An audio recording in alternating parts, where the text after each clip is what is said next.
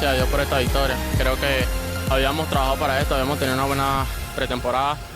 Sabíamos que Petare iba a ser un rival complicado, nosotros siempre le tuvimos respeto y gracias a Dios por ahí se nos dieron las cosas y pudimos marcar los goles y ganarle de buena manera.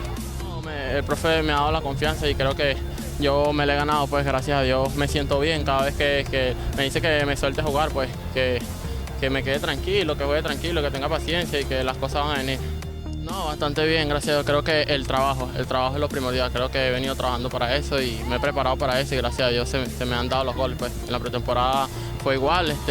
Yo desde un principio sabía que iba a tener competencia y desde un principio empecé con un buen pie y el profe no ha dejado de darme la oportunidad y darme la confianza y gracias a Dios lo he hecho bien. Bastante bien, creo que un grupo muy unido, creo que estamos bastante concentrados, todos pensando en un mismo objetivo.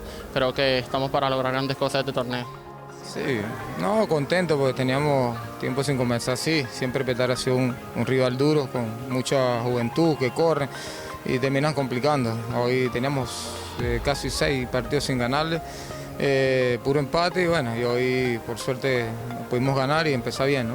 Sí, bueno, manejando la defensa, no descuidarnos porque a veces nos hacen gol, como el último gol hay un descuido en defensa terminando el partido y eso nos pasaba, pero bueno, estamos corriendo eso. Hoy una defensiva, dos centrales que Joshua, que normalmente viene jugando de lateral, pero ahí somos bastante bien y el grupo en sí corrió, defendió desde el primer atacante hasta el último defensor. Yo creo que contento por eso, por lo que se corrió, por lo que se jugó y yo creo que, bueno, esperemos que sigamos así, mejorando cada día.